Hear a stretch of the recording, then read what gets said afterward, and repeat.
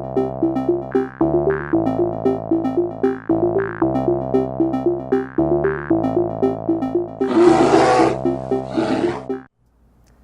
UPIKE viewers, welcome to another edition of the Bear Update. I'm Rob Rundle, and joining alongside me are Professor Andrew Reed and student Devin Syck. How you guys doing today? Doing great. Doing good. About you? Awesome, can't complain. And you know, it's a great week here for the University of Pikeville. We have our 4th annual UPIKE Film Festival, which is this Thursday, April 26th, which runs through the 28th in Booth Auditorium. And can you guys talk a little bit about the history about the film festival? Yeah, sure. So presently, we are starting our 4th version of the film festival, 4th year of it. The festival started a few years ago, back in, let's see, I guess it was 2015, I think was the first year. And students David Chapman and Aaron Asbury came to me and said, hey, we need a film festival. Let's do one. And I was like, all right, let's do it. And I was wanting to do one, but I didn't think we had the manpower to do it at the time. But they worked with me, and we together, the three of us, started a website and started an account on Film Freeway where we could get submissions. And we started our first film festival here at UPIKE. And the first year of the film festival, we just took submissions from this tri-state area, Kentucky, West Virginia, and Virginia. Everybody from that tri-state area entered. It was free to enter, and those were the only places we took entries from. And so that was the first year of the festival, and it went well. And since that time, we've kind of expanded who can submit. So now anybody can submit from around the world, but it's free to submit if you're from that tri-state area, because we want to promote local filmmakers, the works of students and that kind of thing. Students like Devin, who's a film major and is also in our film festival class. We created a class to try to help oversee the creation of the festival. And so Devin, tell them a little bit about what we do in the class. Well, in the class for the film festival, we do every single thing with the film festival: promotion, organizing, running the event.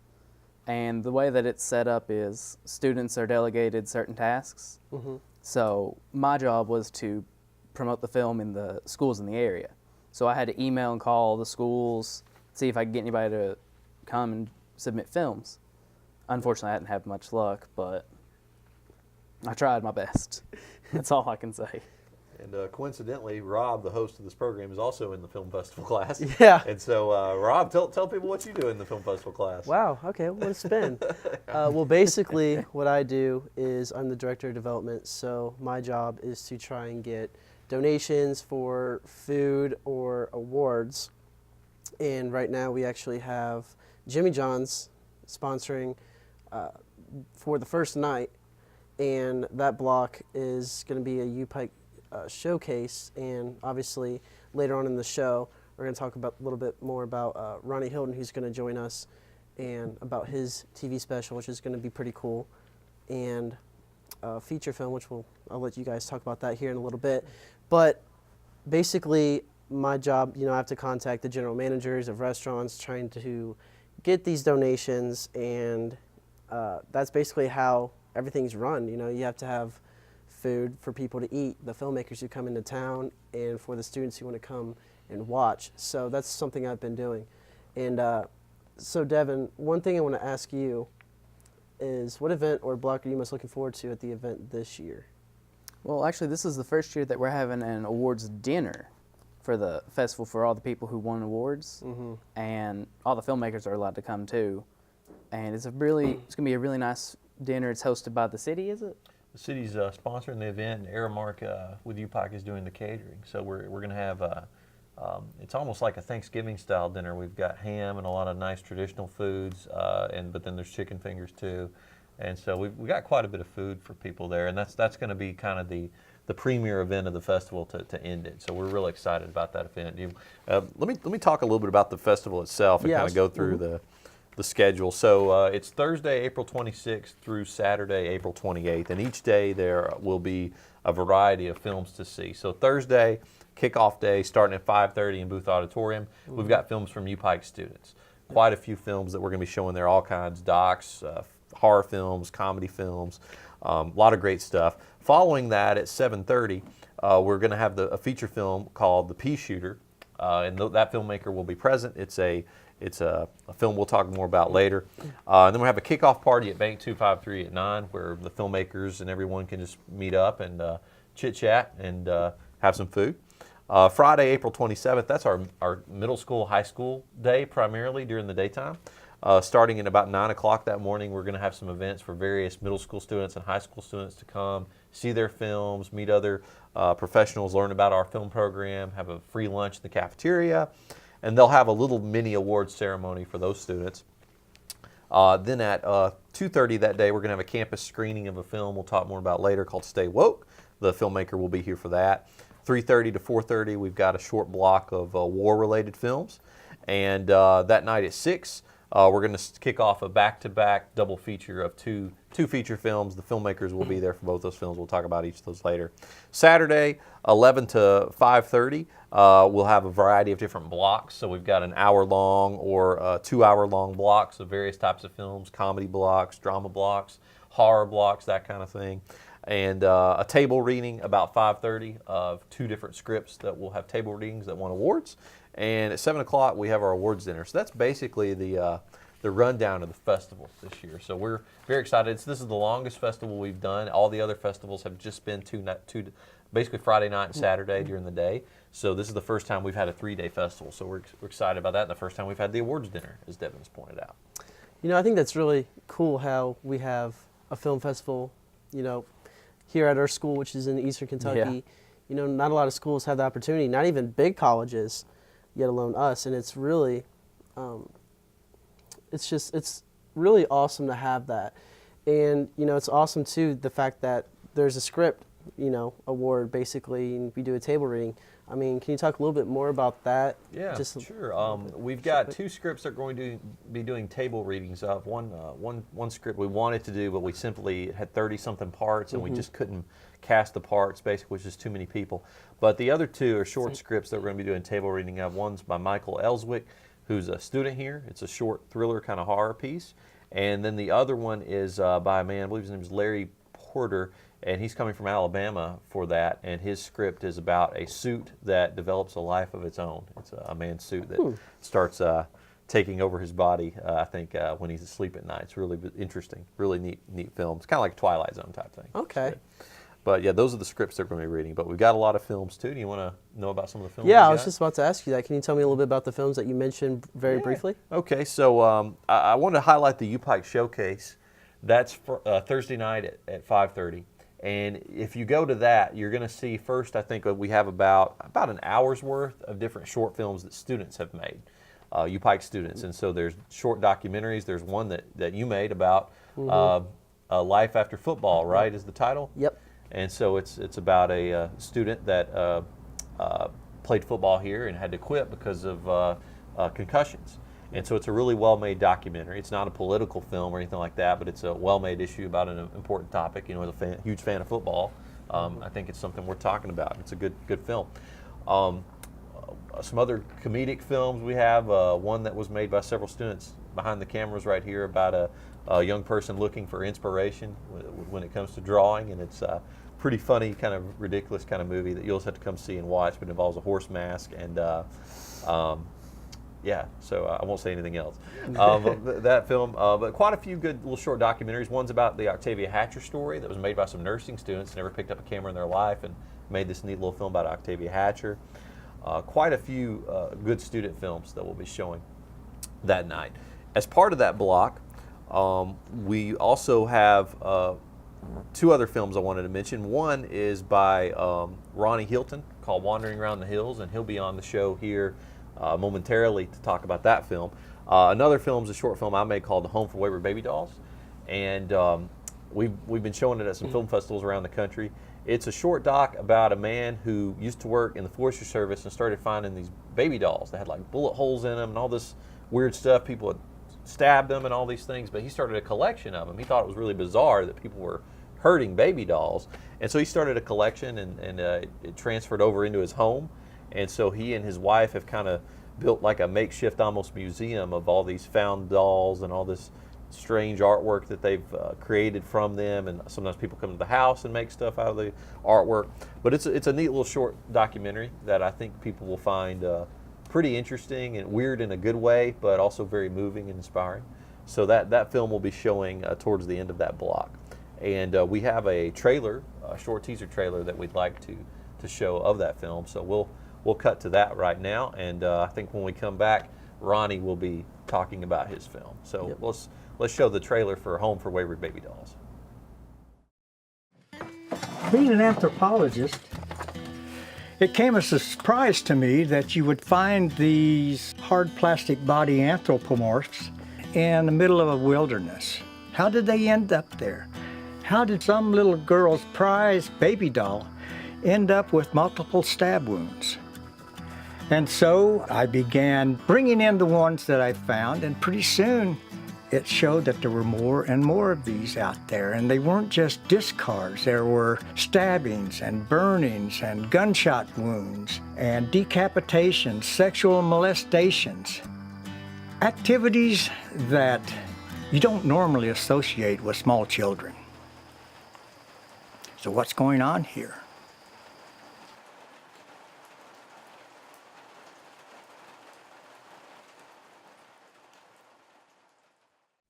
Hello viewers, welcome back to the Bear Update. I'm here now with Ronnie Hylton, who's representing his film, Wandering on the Hills. Ronnie, how you doing today? I'm doing pretty good, Rob. How are you? I'm doing well, can't complain. You know, the semester's going well, and just about 3 weeks left of school for my undergrad, so can't complain. It's been a ride. Yeah, college is fun. Yep. So talk to me a little bit about your film. You know, I had a chance to watch it on EKB, which is where you work, correct? That is where I work, yes. Every day. Awesome. Can you talk about your film a little bit? Yeah, so basically I got this idea, you know, I stay out in the mountains and around the rivers quite a bit, and somehow I ended up in this business, so I convinced everybody to let me take a camera out and shoot some places that I know about that are really hard to get to. Can't really drive to them or anything. So we're just going to take the cameras out, film what we could, and I had a little bit of history about each area that I was going to. I didn't really have nothing, kind of knew what I was going to do, but as far as having something written down what I was going to do, there's nothing. We just went out, shot it, came back, seen what I had, wrote something, wished it over, and that was it.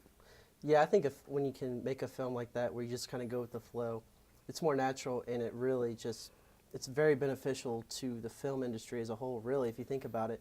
And did you have any help with the film at all? One person helped me on production, Brad Bryant. He actually didn't know what he was getting himself into. So, you know, we to go out to my old home place from this one spot that we went to, you know, it's like almost an 8-mile round trip with quite a few significant elevation changes. And he made it.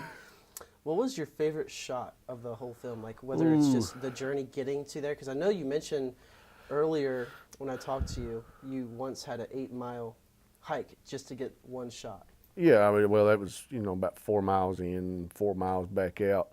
But my favorite shot actually wasn't up on the mountain where my family lived. I actually did a nice little jib shot up the towers overlook at the breaks one morning with the fog rolling over the towers.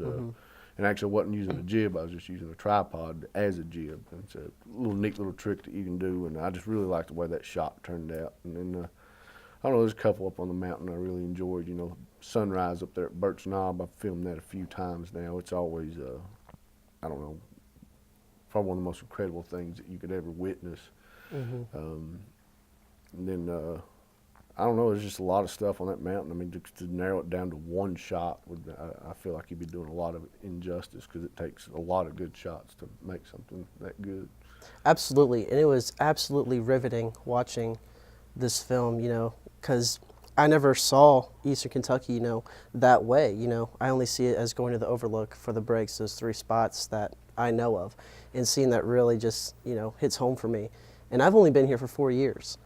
And talk about how you got started just filmmaking, and like, how is it for you just filmmaking, being able to express yourself that way? I've never really thought of it that way. I mean, most people, you know, talk to a lot of people like, this has been my dream, this is what I wanted to do. I really had no idea I was going to end up here. I took the first job that was available out of college. I majored in communication.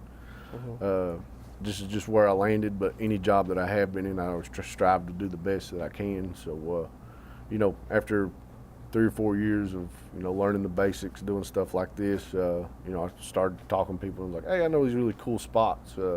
We should go shoot them. And so I had this little series before this that aired on the EKB News once a week, where I'd go to these different places, and then, you know, everything just kind of started stewing in my head. We got a lot of positive feedback from that. So, you know, to be able to turn out, you know, a 20-minute short film and call it a TV special, I consider that a pretty good accomplishment. Do you have any future projects that you're considering working on? Or? We're probably going to start filming next week on a new one. So we're going to go into even some more rougher places. I'll let the cat out of the bag. Well, the FMA program had a huge part in that Breaks documentary. This one will actually be not so much about the park and the culture, but the geological makeup of what's down in that canyon. There's no easy ways in, there's no easy ways out. It all requires a lot of hiking, a lot of slugging gear. And when you're down there, I mean, it's not even hiking, you're just hopping over boulders and trying not to fall off of stuff. But to get down in that canyon, that river level, and look up, it's a perspective that not many people get to see. And once you realize what's happened there over time, it's pretty incredible. You got 2 fault lines that lay right there. You've got, I'm not sure what the scientific geological terms are, but one does this on Pine Mountain and one does this down the river. And those 2 faults meet right there, and that's what's created all those crazy rock formations in that canyon. So if you're into that kind of stuff. Definitely. And I'll tell you what, like I said, watching the Wandering Around the Hills, that was extremely, that was a humbling experience for me. And I know this project is going to be really good. And you know what? Let's just go ahead and we're going to step aside for a brief moment here, and we're going to go to a clip for Wandering Around the Hills by Ronnie Hylton.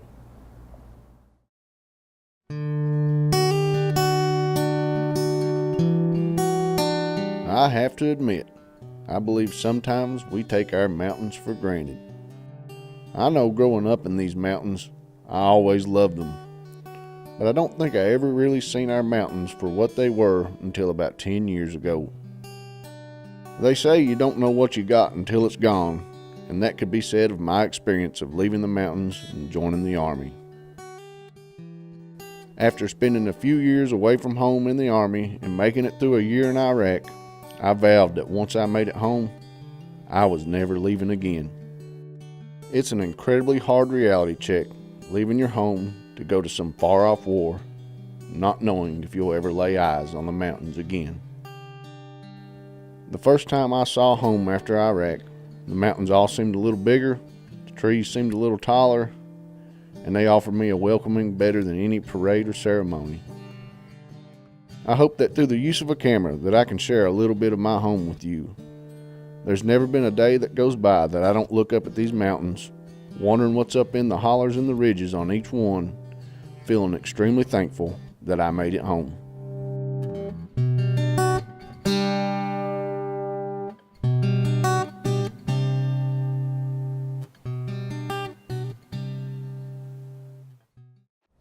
And again, that was Wandering Around the Hills with Ronnie Hylton. If you'd like to see his TV special, come out to Booth Auditorium this Thursday at the 5:30 p.m. block. And now let's move on to the Pea Shooter. Andrew, can you talk a little bit about that feature film? Yeah, so the Pea Shooter is the first feature film we'll be showing at this year's festival, and it's screening immediately after the UPIKE showcase. So it's set to start at around 7:30 that Thursday night, and some of the filmmakers will be present for that screening. The Pea Shooter is a film that follows a young boy who's the son of a preacher, and he befriends this girl across town who has a lot different life than he does. It's kind of a dramatic comedy, but there's some serious stuff going on as well in the film. And I really enjoyed it. It's the type of movie that I hope to make one day, a feature film. I mainly do doc work, and so I'm like, that's the kind of feature film I'd like to make. So I really enjoyed it a lot. I thought it was very moving, very touching film. And we've got a trailer that we want to show, so we'll cut to that trailer and we'll be back with some more films.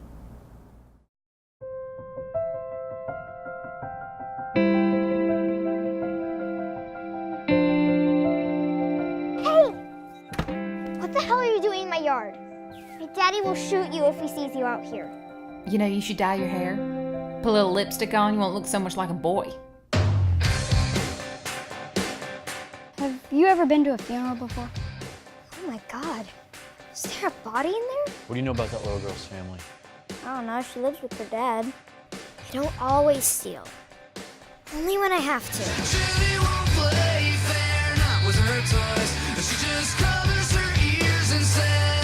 Where is your mother? Go! I went over there earlier today to talk to her. Wait, you did what? He will kill her. You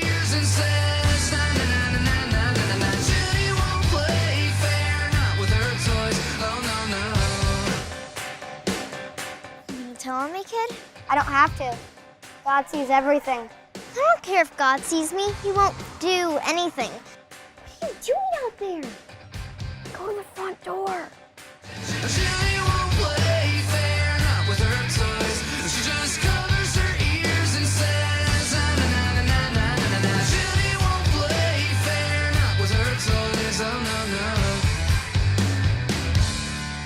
Hey. Don't forget your gun.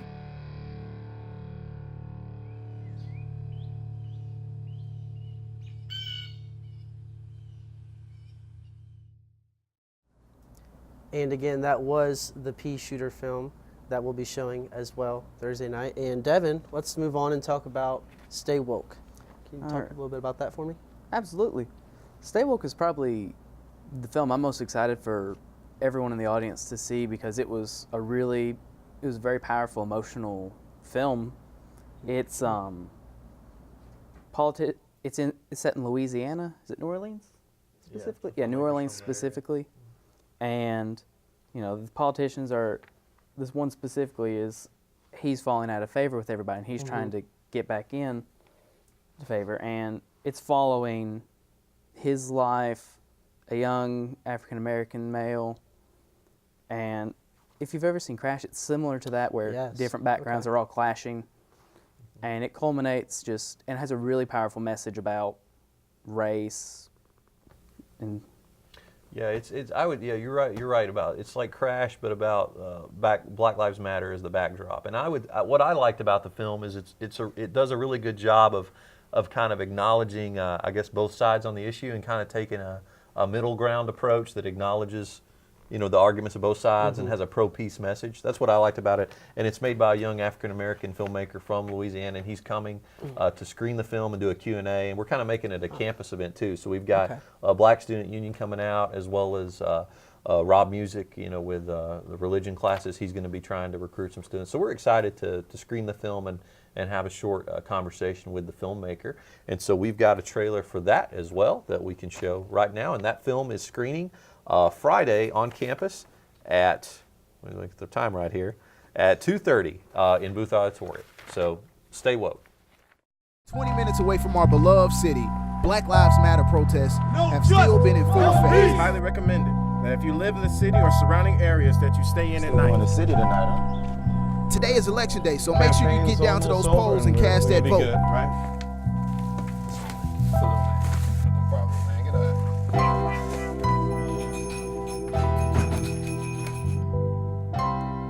We gotta know who the threat is, and it's not those two guys.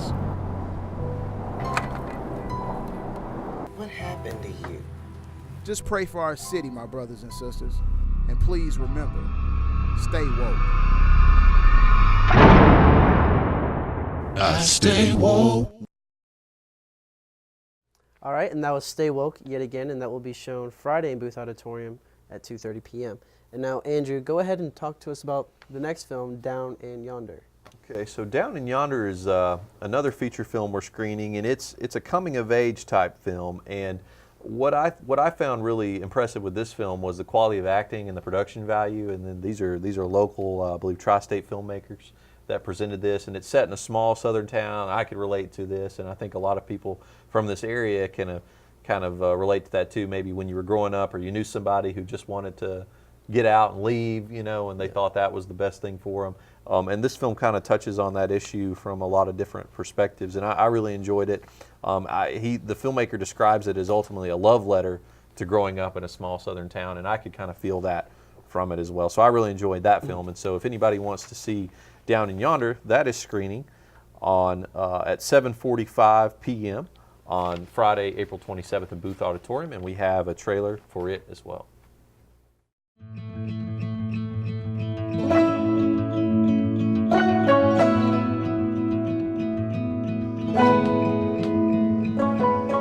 When was the last time you talked to Steven? Last time I talked to him was last time I saw him. Okay, and on that last day, what did you do?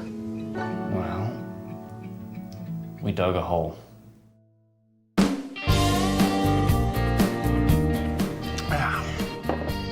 So you guys ready? Ready for what? I think you know by now that I'm not gonna get you into anything that I can't get you out of, you know? Are you sure about this? I'm very sure. What has gotten into you? I don't like talking like this. You don't like it because I'm right. Go see Steven. Why do you think you have to leave to change? You know, I'm gonna be sugar baby till the day I kill over. Why would you want that?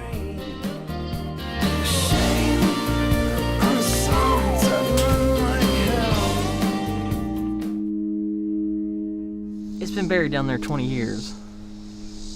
Why now?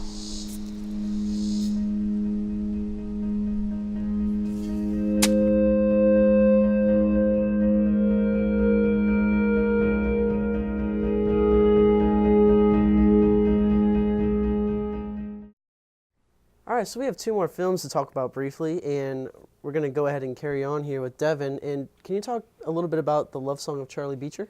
Yeah. So it's a film that's set in high school, so it's still very relatable because everyone has to go through high school, whether you like it or not. Yeah. And it's dealing with sort of an outcast, nerdish person he sees an older man sitting alone in a diner, and he realizes, holy crap, I'm going to end up just like that one day. And he realizes that, and he's like, okay, I've got to ask the girl out. And it's following him and his exploits doing that. It's a comedy. It's got some funny moments. I really enjoyed it though.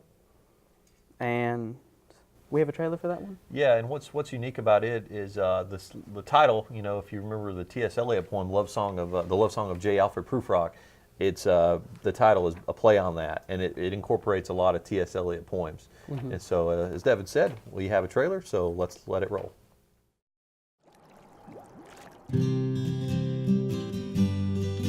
Let us go then, you and I, when the evening is spread out against the sky. What's the worst that could happen? That I disturb the universe. There goes old possum. Do I dare eat a peach? Someday our love, a mermaid in the sunshine. Dreamed of a couple just like you and me. Oh, that song about dreaming. They told me whenever I wanted you, all I'd have to do was dream. So I do dream. And the last one we're going to talk about today is 33 Cloudless Blue. And Devin, take it away. All right, so in 33 Cloudless Blue, you have a hermit, essentially, because it's a man who lives alone. Oh, okay. He is very much a pack rat, hoarder type person, is very obsessed with buying stuff online because you can get great deals, and he just takes it a little bit too far. And in doing so, he comes across these really rare, valuable salt and pepper shakers. And somebody breaks into his home because of that. Ooh. And so it showcases him fighting over these salt and pepper shakers, which is a ridiculous premise. Right. And that's why it works.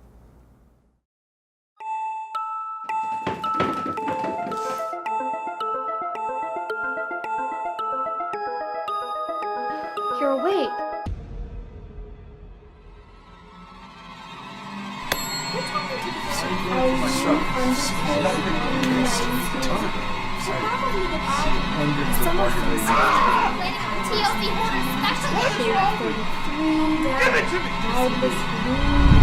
Imagine how little effort it would take me to slice you up right now.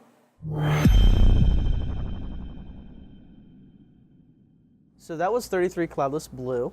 And Andrew and Devin, this is for both of you. What are your hopes for the film festival this year, being the 4th annual film festival here at UPIKE?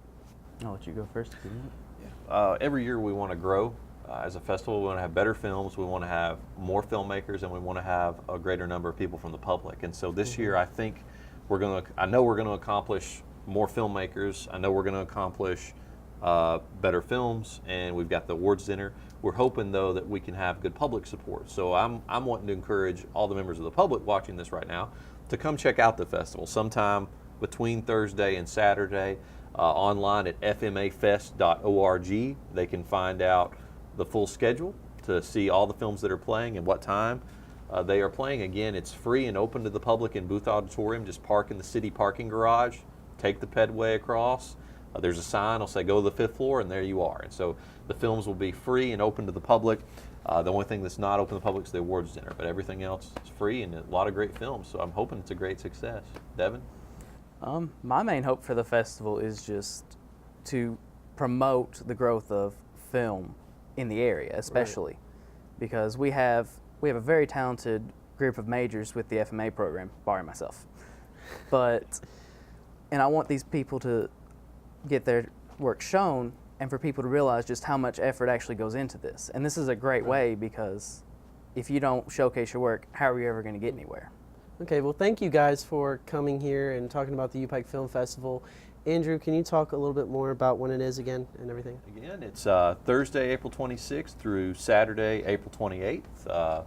And the full schedule can be found online at fmafest.org. We're also on Facebook and Twitter. Awesome. Well, that'll wrap things up for this edition of Bear Update. Tune in next time for more campus news.